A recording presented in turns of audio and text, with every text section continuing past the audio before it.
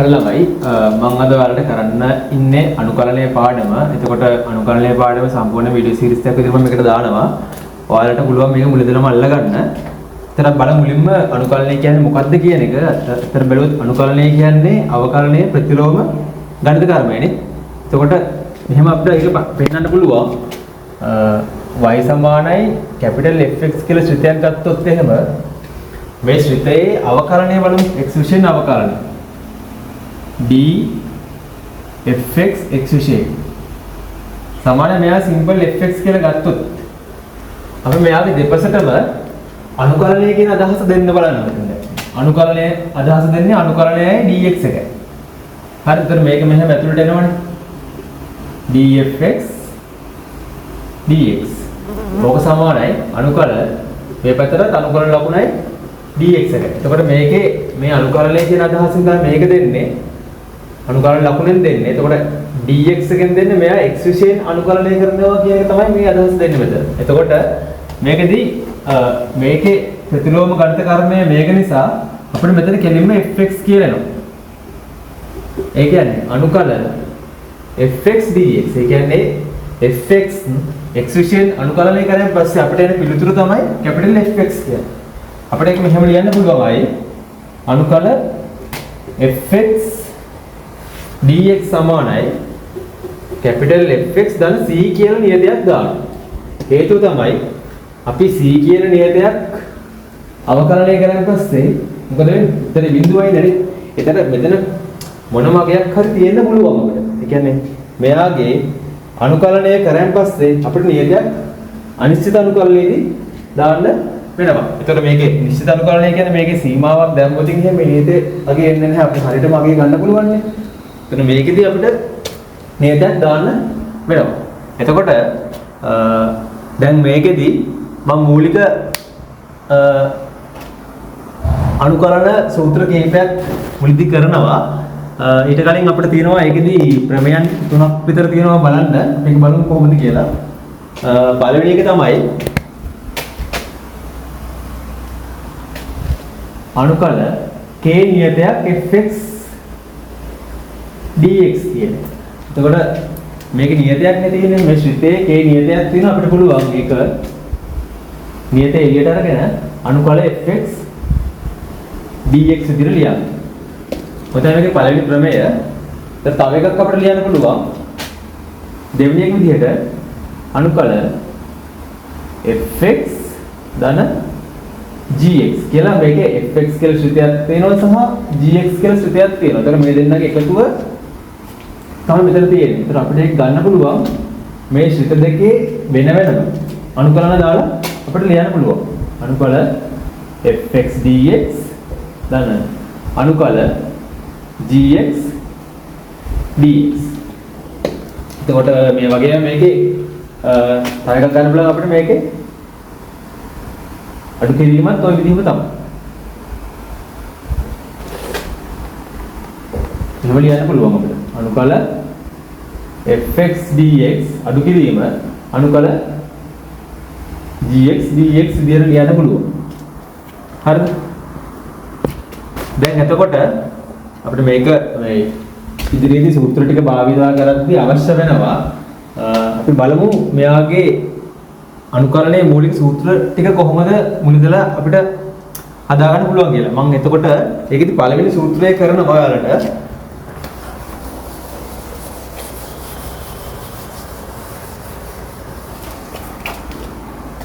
පළවෙනි එක තමයි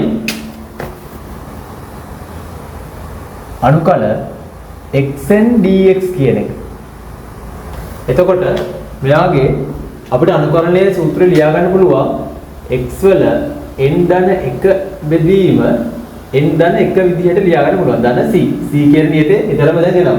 සහ මේකේ n අසමාන ඍණ 1 වෙන්න ඕන. n අසමාන ඍණ 1 වෙන්න. මොකද n සමාන ඍණ 1 වුණොත් මෙයාගේ බිඳුවක් කියලා මෙයා අර්ථ දක්ව ගන්න බැරි වෙනවා. හරිද? ඒකට බලමු අපි මේක තමයි පළවෙනි සූත්‍රය. එතකොට මේකෙදී අපි උදාහරණ ගැටලු කීපයක් බලමු. පළවෙනි එක බලමු අපි මෙහෙම.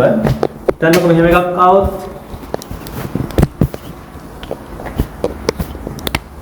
පළවෙනි එක x ගාණය dx. එතන මේක මේ ටයිප් එකකට තියෙන්නේ නේද? එතන මට ලියන්න පුළුවන් n කියන්නේ දැන් කීයද? මේකේ 3යි නේ.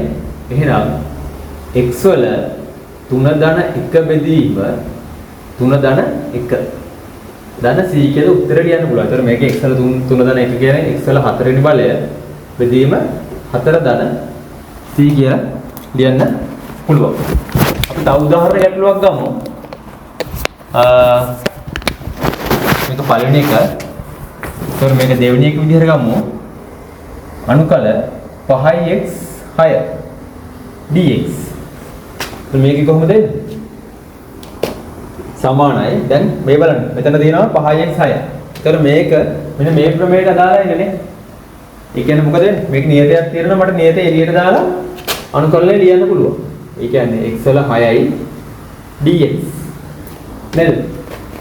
ඒතර අපිට බලන්න කි 5යි x වල 6 කියන්නේ එතකොට x වල 6/1 බෙදීම 6/1 ධන c නියතයක් දාන්න පුළුවන්. එතකොට මෙතන උත්තරේ එන්නේ 5යි x වල 7 බෙදීම 7 ධන c විදියට මේකේ උත්තරේ අපිට ලියන්න පුළුවන්. තවත් අපි උදාහරණ ගැටලු කීපයක් බලමු මේකේ.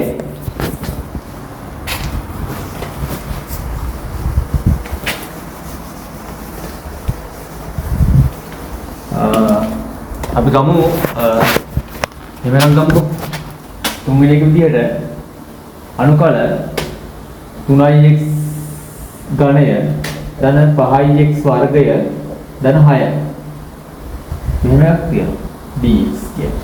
හරි. ඒතකොට දැන් මේක අර ශ්‍රිත ගණනාවක් තියෙනවා. දැන් මෙතන එක ශ්‍රිතයක් තියෙනවා. එහෙමනේ තියෙන්නේ. ශ්‍රිත වල එකතුවක් විදිහට තියෙනවා. ඒතර මට මේක වෙන වෙනම ලියන්න පුළුවන් නේ. 3x ඝනය dx ධන 5යි x වර්ග dx ධන 6යි dx නේ. දැන් ආයෙ අර නියතයක් එන්නට ගන්න පුළුවන් මේක නේ. 3යි x ඝනය x ඝනය dx ධන 5යි අනුකල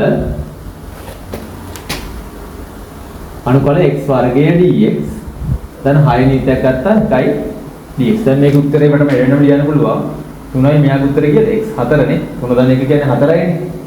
3/1 කියන්නේ 4යි බෙදීම 4 ධන 5යි මෙයාගේ කියලා x 2/1 කියන්නේ 3යි බෙදීම 3 ධන 6යි මෙයාගේ එන x නේ. ධන c නියතයක් විදිහට අපිට දාන්න පුළුවන්. මේක ටික සුළු කරගන්න පුළුවන්. මේක තමයි අනුකරණ කොටස මේක.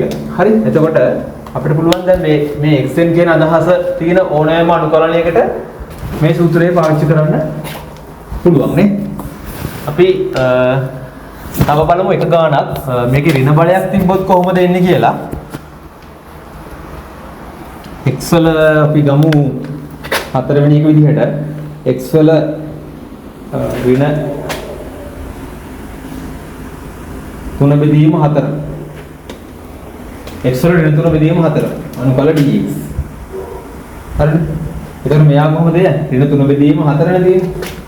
x වල ඍණ 3 බෙදීම 4 ධන 1 බෙදීම ඍණ 3 බෙදීම 4 ධන 1 ධන c විදිහට මේක උත්තරේ අපිට ලියා ගන්න පුළුවන්. දැන් මේක තව ටිකක් සුළු කරොත් එහෙම මතක කියද? සුදු හරය මෙතන 4යිනේ. ඒතර උඩ 4ක් වෙන 4 ඍණ 3 කියන්නේ x වල 4 න් 1යි. බෙදීම මෙතන උත්තරේ කියද? එතන 4යි 4න් 3ක් ගියාම 4 ඍණ 3නේ. 4න් 1යි. ධන c. මෙයාව ලියන්න හැකි. ඔන්න මේ 4න් 1 උඩට ගන්නත් පුළුවන්. 4යි x වල 4න් 1 වෙනි බලය ධන c විදිහට මේකේ උත්තරේ අපිට ලියන්න පුළුවන්. හරිනේ? එතන මේක තමයි මෙයාගේ පළවෙනි සූත්‍රයේ විදිහට තියෙන්නේ. අපි බලමු ඊළඟට මොකක්ද එන්නේ කියලා.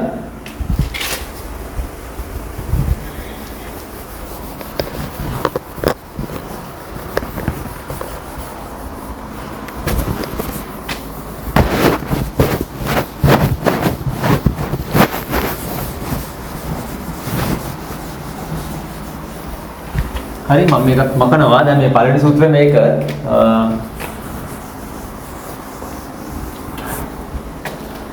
දෙවෙනි එක විදිහට අපිට ගන්න පුළුවන්.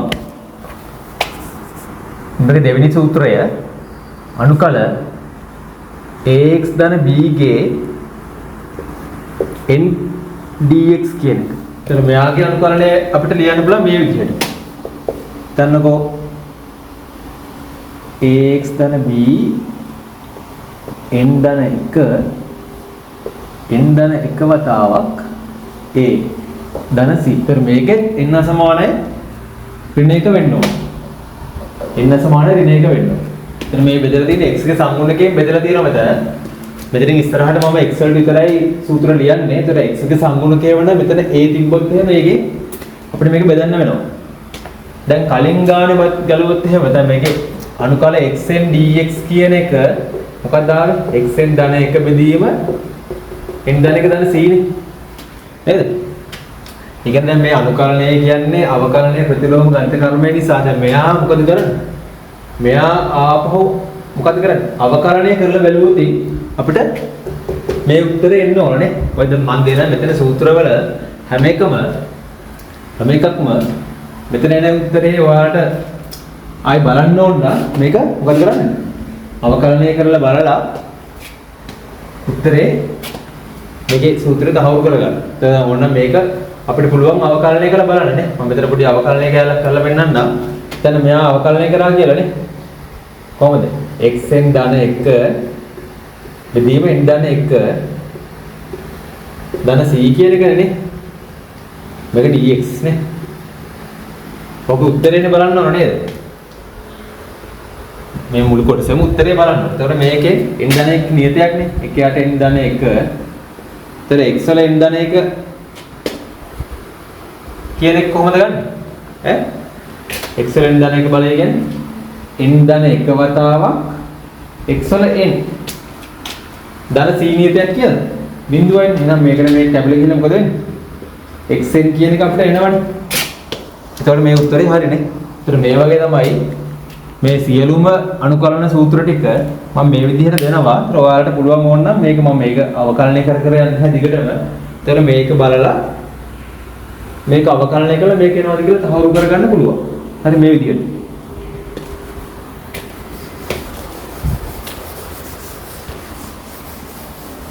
හරිද? අපි ඊළඟට බලමු දැන් මේකේ උදාහරණ කීපයක්. අනුකල 3x ධන 4. එයාගේ පස්වෙනි බලය dx.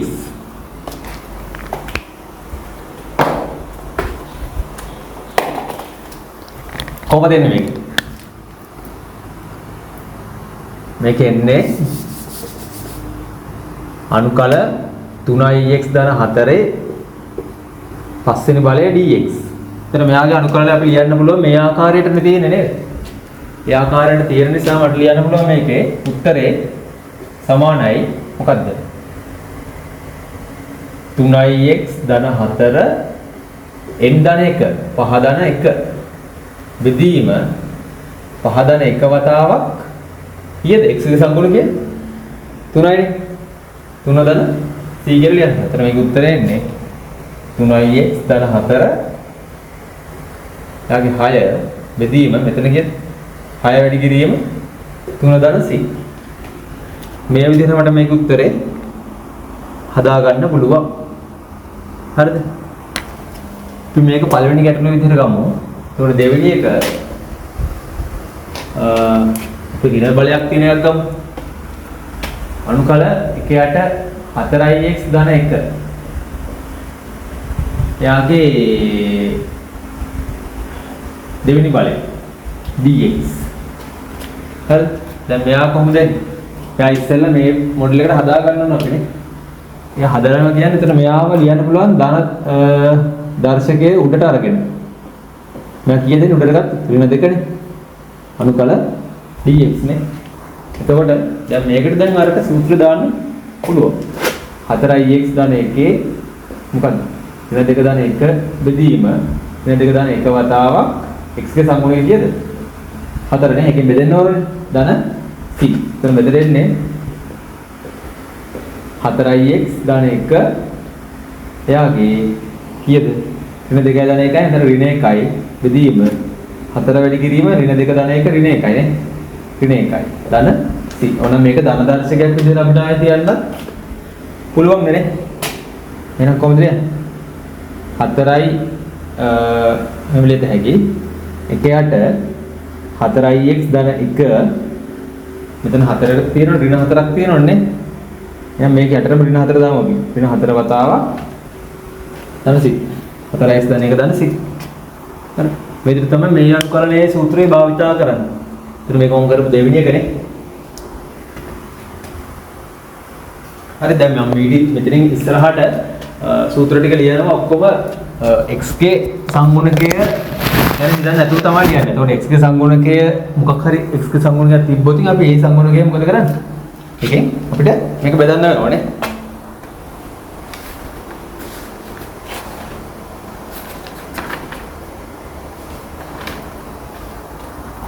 හරි. මම මේක ලියාගන්න ඉතින් කියලා හිතනවා. ඒක මකනවා.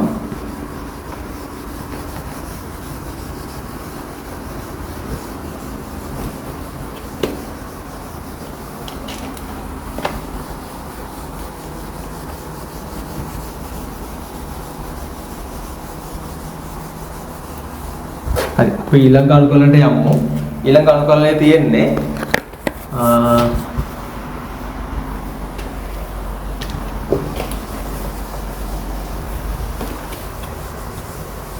ඊළඟ අනුකලන සූත්‍රයේ තියෙන්නේ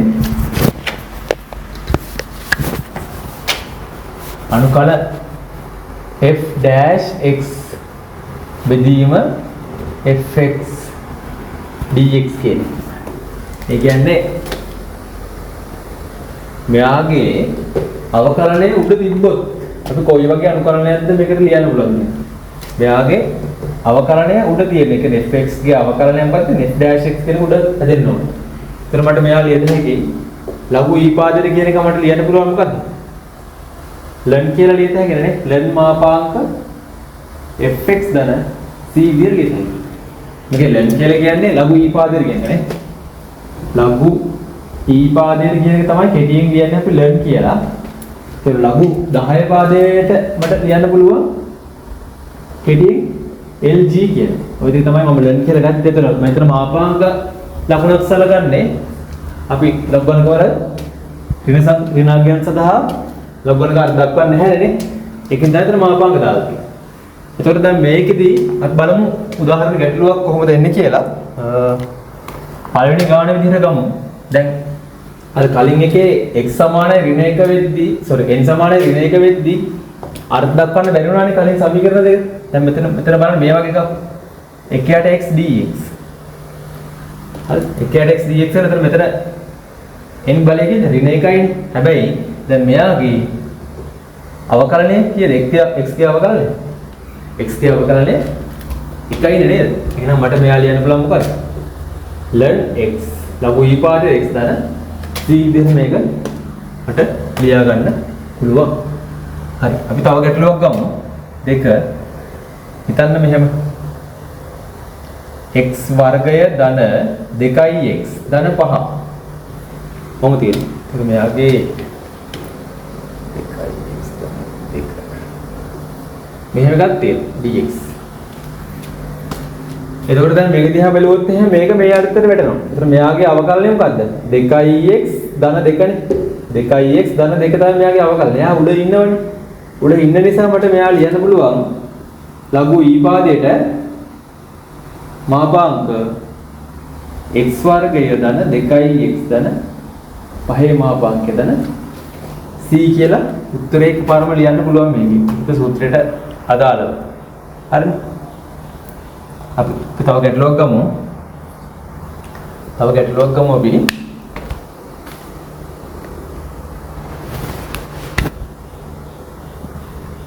මම හිතන්නම් අපි එකක් එකයට x ධන a dx. දැන් මේකත් බලන්නකො. මේකේ අවකලනය මොකද උඩද? අවකලනය x ධන a ගේ අවකලනය උඩ තියෙන 1යි. එතකොට මට මෙයාවත් ලියන්න පුළුවන් ln x ධන a ධන c කියලා. තව එකක් ගමු අපි. හතරවෙනි එක. x ඝනය ධන 6x ධන 5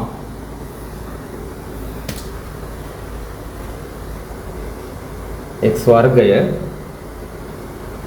ධන 2 අනුකල dx. දැන් මේකෙදී දැන් මෙයාගේ අවකලනය මොකක්ද? 3x වර්ගය ධන 6 නේ. 3x වර්ගය ධන 6 නේ. මෙයාගේ හැබැයි මෙතන අපිට හදා ගන්න පුළුවන් උඩ 3න් වැඩි කරොත් මෙතන හැදෙන 3x වර්ගය ධන 6 කියන එක හැදෙනව නේද?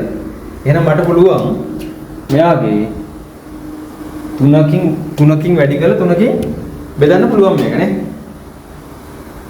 3යි x වර්ගය ධන 2. මෙතන කීය දෙන්නේ?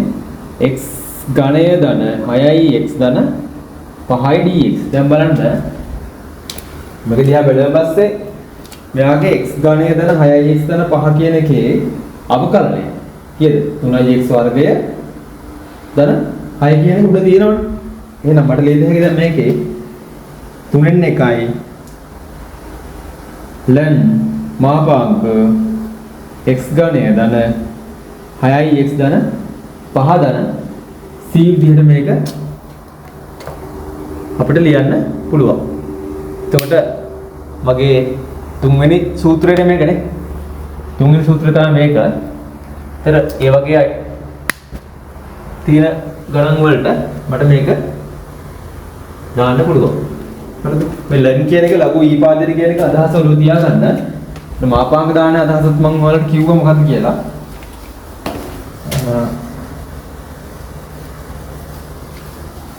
අපි බලමු ඊළඟ අනුකරණය. මේක ඉතා සරලව මම ඔයාලට කියන්න අදහස් කරනවා. මොකද මේක ගොඩක් වෙලා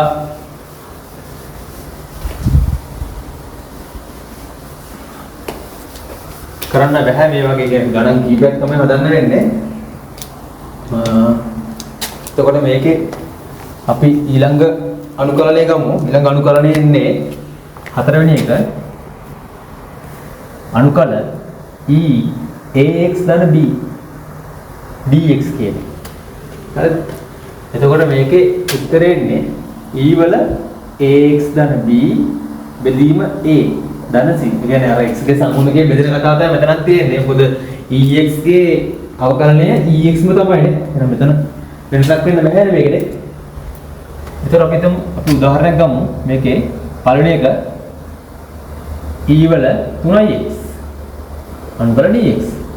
එහෙනම් මොකක්ද මේ උත්තරේ? e වල 3x බෙදීම 3 ධන c කියන එකනේ. හරිනේ? මේ වගේ තමයි මේක ලියන්න පුළුවන්. හරි මේක තව උදාහරණයක් ගමු අපි. මේකේ අනුකල e වල ඍණ 2x ඍණ 5. එහෙම හිතන්න. ඒතර මේ උත්තරේ මොකක්ද? මේක උත්තරේ e වල ඍණ 2x ඍණ 5 බෙදීම x ගේ සංගුණකයේ ඍණ 2 ධන c නියතයක් අපි දාන්න ඕනේ මේකට. හරිද? ඒකත් ලේසි අනුකරණයක්.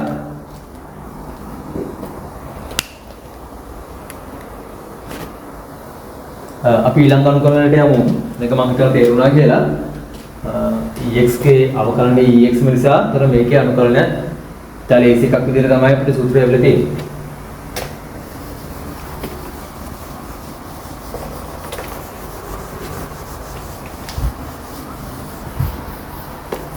හරිනේ? අපි ඊළඟ අනුකරණයට යමු. ඊළඟ අනුකරණයේ තියෙන්නේ මට අනුකල a ගේ x කියන එක. ඒතර මට මෙයාව ලියන්න පුළුවන් a වල x ln a ධන c විදියට. ඒ කියන්නේ ln කියන එක දැන් මම කලින් පැහැදිලි කරා ලඝු ඊපාදයට කියන එක. අපි බලමු ඕනනම් y සමානයි ax කියන එක අවකලනය කරන්නේ කොහොමද කියලා. y සමානයි ax කියන එක අවකලනය කරන්නේ කොහොමද? y සමානයි ax මේක අවකලනය කරන්නේ අපි දෙපසටම ln කියන එක ගන්නනේ. ලඝු ඊපාදයට ගත්තම ලඝු ඊපාදයට කියන්නේ ln නේ. ln y සමානයි මොකද්ද? ln a වල x. ඒතර දර්ශක ලඝු නීති පාවිච්චි කරලා මට මෙයා ලියන්න පුළුවන් x ln a කියලා නේ. x වැඩි කිරීම ln a ln y. දැන් මෙයා x විශේෂයෙන් අපි අවකලනය කරොත් මොකද? ln y කියන එක අපිට 1ට y. ඒකට y x විශේෂයෙන් අවකලනය කරොත් dy by dx සමානයි ln a කියන නියතයක් නේ. ln a නියතයක් x ගේ අවකලන එකයි. එහෙනම් dy by dx කියන එක එනවා අපිට y වතාවක් ln a. y කියන්නේ මොකද්ද එතකොට? a වල x ln a මේ විදිහට උත්තරේනේ.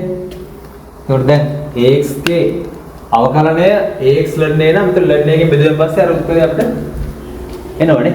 එහෙනම් අපිට ගත්ත හැකි උදාහරණයක් විදියට මම මේ කරේ මේක අවකලනය කරලා පෙන්නුවේ මේ උත්තරේ ගන්න පුළුවන් කියන එකනේ.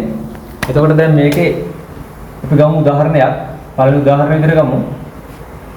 3x බලය dx. අපිට මෙයා ලියන්න පුළුවන් කොහොමද? කොහොමද ලියන්න පුළුවන්? 3x බෙදීම ln 3 ධන c. ln 3 කියන්නේ ලඝු ඊපාදයට 3 කියන එකනේ. තව එකක් ගමු.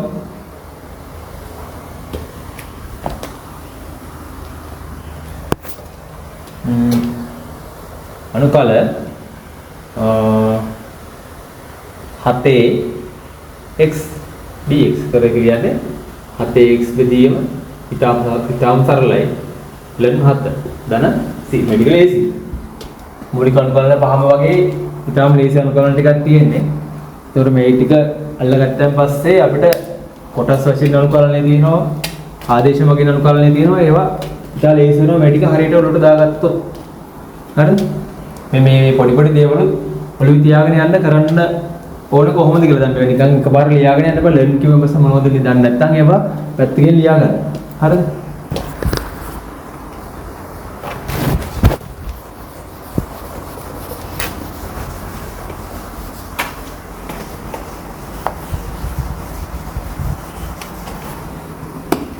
හරි. අපි ඊළඟට බලමු මූලික ත්‍රිකෝණමිතික අනුපාතය කොහොමද අනුකලනය කරන්නේ කියලා. එතකොට ඒකෙදි අපිට මූලික ත්‍රිකෝණමිතික අනුපාත දැන් හයක් තියෙනවානේ. sin cos tan sec cosec cot කියන එකනේ. එතකොට ඒකේ අනුකලන ටික අපි දැන් බලන්න යන්නේ. පළවෙනි එක තමයි අනුකලන sin x. පළවෙනි තමයි අනුකලන sin x dx. හරිද? එතකොට අපිට cos x අවකලනයෙන් ඍණ sin x කියලා එනවනම් නේද? cos x අවකලනයෙන් ඍණ sin x කියලා එනවනම් මෙයාගේ අනුකලනය වෙන්නේ මොකද්ද? ඍණ cos x ධන c කියන එකනේ. හරිනේ? අපිට ඊළඟ බලමු. ඊළඟ එක මේක ලියාගෙන යන්න අපි දිගටම දෙවෙනි එක වෙන්නේ cos x කියලා. cos x dx කියන එක. ඒක cos x ගේ අනුකලනය නේද? sin x ගේ අවකලනය මොකද්ද? cos x නේ. sin x ගේ අවකලනය cos x. උතරවට මෙයාලා ඉත හැකි මොකද්ද? sin x ද c විදියට ලියන්න පුළුවන්. ඊට පස්සේ මොකක්ද තියෙන්නේ? තුන්වෙනි එක මොකක්ද? tan x නේ. tan x dx. ඒතර මේක අපි අනුකලනය කරන්නේ tan x මට ලියා ගන්න පුළුවන්. මම මේක හදන විදිහ මෙතනම ලියාගෙන යන්න. අනුකල දාලා tan x විදිහට හැක මොකද්ද? sin x බෙදීම cos x විදිහට ලියන්න පුළුවන් නේ. sin x බෙදීම cos x විදිහට ලියත හැකි. එතකොට මට කලින් අනුකලනය කරා මෙයාගේ අවකලනයේ උඩ තියෙනවා නම් මට ln විදිහට ලියන්න පුළුවන් කියලා නේ. එතකොට cos x ගේ අවකලනය මොකද්ද? ඍණ sin x නේ. එහෙනම් දැන් මෙතන ඍණක් අඩුයි. ඍණක් අඩු නිසා මොකද කරන්නේ? මම මේකට ඊළඟ පියවර දෙමු. ඍණක් දාලා ඍණ sin x විදිහට දාගන්න.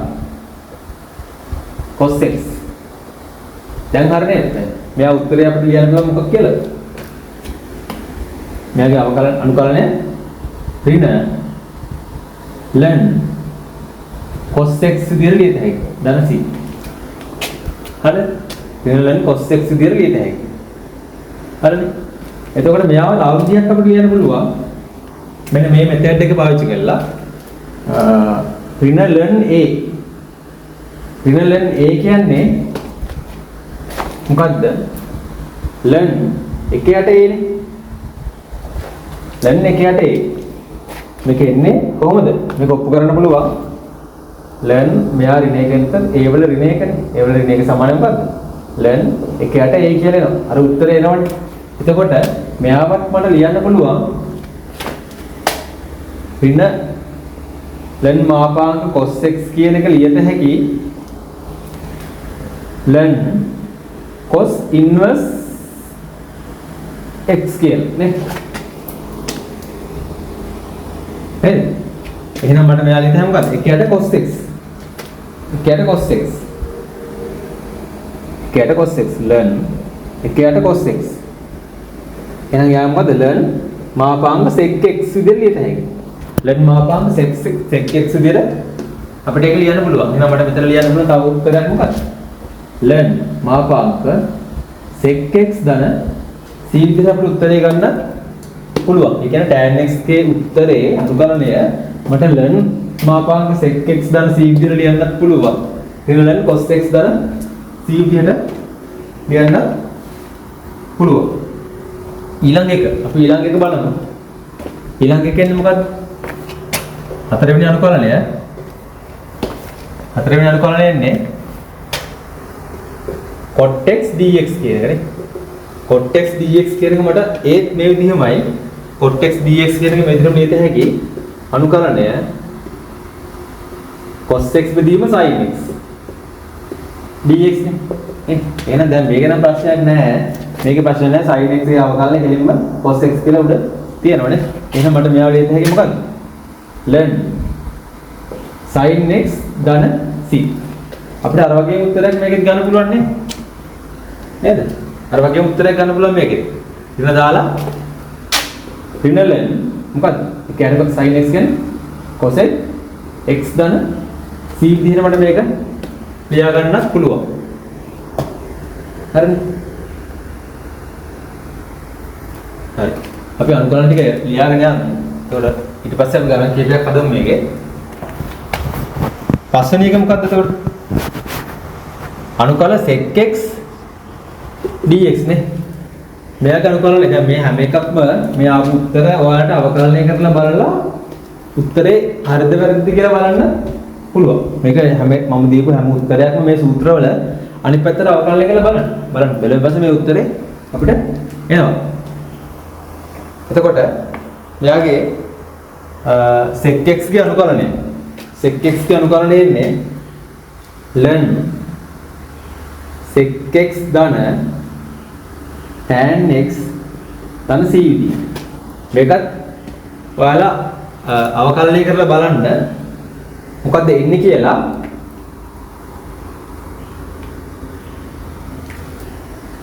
හරි? ඊළඟ අනුකලනය මොකද්ද? 6 වෙනි එක අනුකල cosec x dx.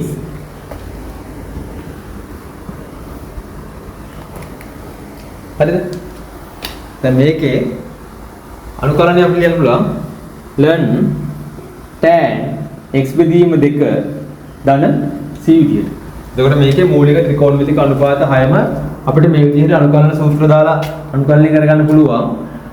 ඒතර මේ ටික පොඩ්ඩක් මතක තියාගන්න එක පිළිවෙලකට ලියා ගන්න. sin x ගේ අනුකලනය ඍණ cos x ගේ අනුකලනය sin x, tan x ගේ අනුකලනය මොකද්ද? මෙයා මතක තියාගන්න. එක මේ දෙකෙන් එකක් මතක තියාගන්න. එතකොට cot x ගේ අනුකලනයත් මේ දෙකෙන් එකක් මතක තියාගන්න. කොයි එකත් එකයි. මේක මම ගත්තේ මෙන්න මේ t දෙක පාවිච්චි කරලා. බ්ලොක් ගණක t දෙකක් පාවිච්චි කරලා තමයි මම මේක ගත්තේ. එතකොට මේක sec x dx කියන්නේ ln sec x ධන tan x කියන එක. දැන් හැම එකටම මේ අනිශ්චිත අනුකලනය මොකද වෙන්නේ? c නියතයක් අපි දාන්න ඕනේ. එතකොට cosec x dx අනුකලනය. cosec x dx කියන එක ln tan x බෙදීම 2 ධන c විදිහට මතක තියාගන්න. මේක තව සූත්‍ර දෙකක් තියෙනවා. දැන් මේක මතක තියාගත්තම ඇති. ගොඩක් අවශ්‍ය නැහැ. මේ දෙක මතක තියාගත්තම මේක ඇති. ඒතර මේකෙන් කැමති දෙකක් මේක හරි මේක හරි මතක තියාගන්න. මේකෙත් මේක දෙකෙන් එකක් මතක තියාගන්න. හරිනේ?